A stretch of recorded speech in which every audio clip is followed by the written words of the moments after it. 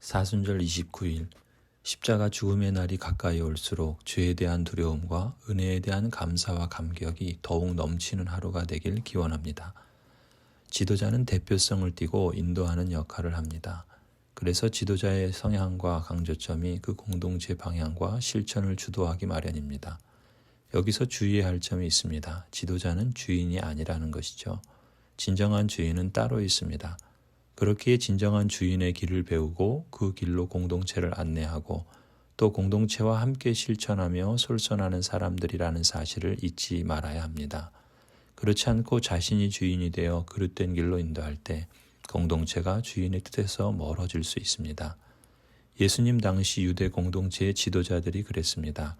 당시에 세 부류의 지도자 그룹이 있었습니다. 바리새파 사람들은 종교적인 열심과 자신들의 기득권을 지키기 위해 혈안이 되었던 사람들입니다. 사두개파 사람들은 정치적인 신념과 자기의 합리적인 이성을 고수하는 사람들이었습니다. 율법학자들은 구약의 율법과 그들의 전통을 가르치고 지키는 데 열심인 사람들이었습니다. 이들이 가진 종교적인 신념, 정치적인 권력, 사람의 지위는 진정한 주인이신 하나님의 뜻을 기준으로 자신의 위치와 역할을 인식하지 않으면 부패할 경향이 얼마든지 있었습니다. 이 세 부류의 지도자들은 겉으로는 말로는 종교적인 행위로는 하나님을 주님이라고 고백했지만 그 속마음에는 정말 주인으로 삼은 것은 다른 것이었습니다.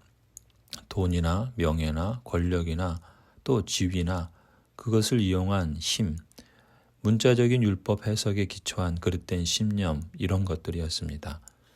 41절을 보면 당시 율법학자들의 오류를 주의하라고 예수님께서 가르치십니다. 율법학자들은 율법을 가르치고 전수하는 사람들인데 그들의 문제는 율법에 담긴 정신과 순종이 아니라 문자적인 율법 해석과 형식과 전통에 얽매인 율법 준수에 있었습니다. 또한 그들은 다윗의 후손으로 오실 그리스도 메시아가 유대민족을 로마의 지배에서 구원하고 과거 영화로운 다윗의 나라를 다시 일으켜 주실 것을 기대했습니다. 예수님은 그러한 그들의 신념과 거기에서 비롯된 메시아에 대한 기대가 얼마나 구약의 말씀과 사실상 모순되는지를 시편을 인용하여 일깨워 주십니다. 42절에 주님께서 내 주께 말씀하셨다. 내가 네 원수들을 네 발 아래 굴복시킬 때까지 너는 내 오른쪽에 앉아 있으라 하였다. 다윗이 그리스도를 주라고 불렀는데 어떻게 그가 다윗의 자손이 되겠느냐. 예수님이 말씀하시는 진정한 메시아 그리스도는 구약의 말씀대로 다윗의 자손으로 오시지만 사실상 다윗이 섬겨야 할 주님이십니다. 또한 그 메시아는 유대인만이 아니라 열방의 주님도 되시고 다윗의 왕국이 아니라 하나님의 나라를 세우실 것임을 일깨우시는 겁니다. 많은 이단들과 문자적인 성경 해석에 집착하는 사람들은 성경이 강조하는 하나님 나라가 아니라 이 땅에 자신들만의 나라를 세우는 경향이 강합니다.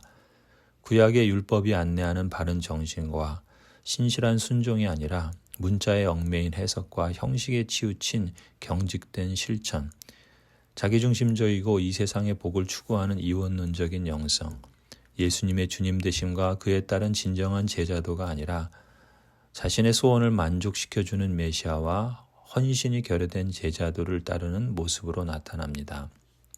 또한 당시 율법학자들은 자신들이 맡은 지위를 이용하여 종교적인 권력을 사용하고 사람들의 존경을 받는 것을 서로 남용했는데 예수님은 이걸 역시 경계하라고 하시면서 그들에 대한 하나님의 엄한 심판이 있을 것을 말씀하십니다.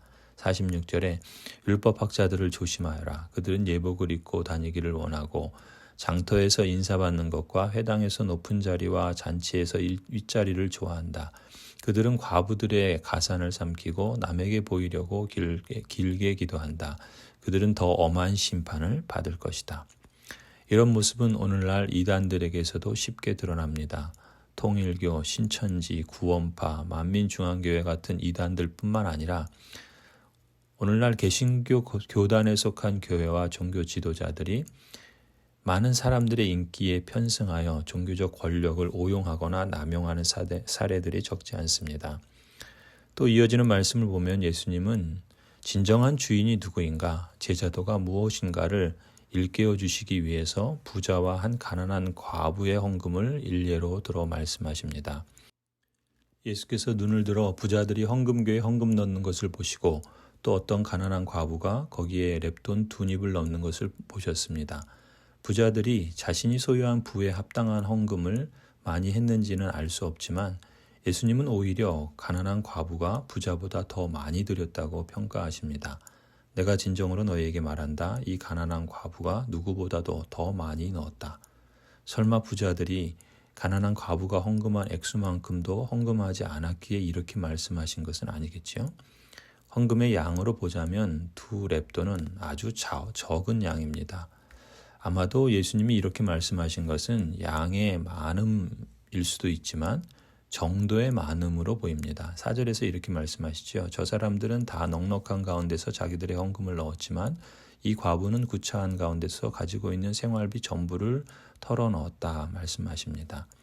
만일 부자들이 11조를 제대로 했다면 그 양으로 볼 때 가난한 과부가 드린 2렙돈과는 비교도 할 수 없을 만큼 많은 양이었을 겁니다. 부자들은 내가 11조를 했으니 나는 율법을 잘 준수했어라고 만족하며 나머지 소유에 대해서 자기 자신을 위해 사용하는 것을 당연하게 여겼을지도 모릅니다. 이런 사고방식이 바로 당시 율법학자들의 형식적인 율법 준수 뒤에 감춰진 종교적 의와 자기중심적인 삶을 정당화했던 것이죠. 예수님은 46절 47절에서 율법학자들을 조심하라. 이들이 더 엄한 심판을 받을 것이다 라고 말씀하신 후에 바로 이어서 부자들의 헌금 생활을 연결시켜 말씀하시므로 당시 율법학자들의 사고방식과 행태를 비판하시는 것입니다. 반면에 가난한 과부는 양으로 보자면 지극히 적은 액수였지만 정도로 보자면 그녀의 생활비 전부를 헌금한 것입니다. 말하자면 10의 1이 아니라 10의 10을 헌신한 것이지요.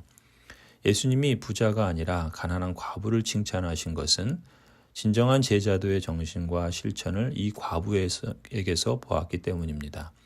하나님을 진정한 주님으로 받들고 섬기기에 자신의 전부를 아낌없이 드리는 헌신, 자신의 소유를 다 드리면 더 이상 자신의 힘으로 살 수 없는 세상임을 알면서도 하나님을 신뢰하고 의지하며 주님을 따르고자 하는 제자도의 순종이 이 가난한 과부의 실천과 헌신에 담긴 정신이요 실천임을 예수님께서 아시고 칭찬하시는 것입니다. 하나님의 언약 백성 여러분, 사순절을 보내며 우리는 예수님께서 걸어가신 십자가 고난과 죽음의 길을 묵상하고 있습니다. 그래서 우리는 그 어느 때보다 예수님은 진정 어떤 메시아이신가, 또 예수님을 주님이라고 고백하며 따르는 제자의 삶은 어떠해야 하는가를 다시금 깊이 묵상하고 우리 삶을 뒤돌아보게 됩니다. 여러분에게 예수님은 어떤 메시아이신가요? 여러분의 삶과 실천 속에 예수님을 따르는 제자로서의 실천과 순종은 어떻게 표현되고 있나요? 앞으로 남은 사순절 열흘 동안 우리 자신의 삶을 이 두 가지 질문에 비추어 성찰하며 한 걸음 더 주님께 가까이 내디뎌 보는 시간으로 삼았으면 어떨까요? 십자가의 은혜와 복된 삶의 결실을 은혜와 평강으로 섭리하시는 하나님의 터치를 실감하게 해주시기를 기원합니다. 아멘.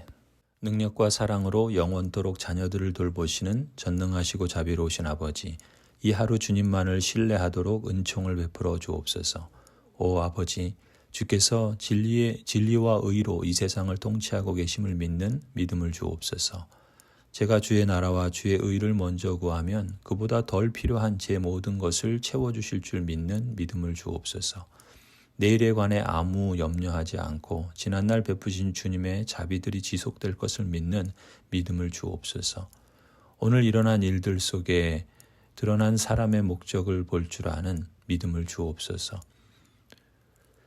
제 일을 감당하는 동안 만날 수도 있는 위험들 속에서 침착하고 담대할 수 있는 믿음을 주옵소서. 제 거친 마음을 녹이고 저의 죄를 삼키실 주님의 사랑의 능력을 믿는 믿음을 주옵소서.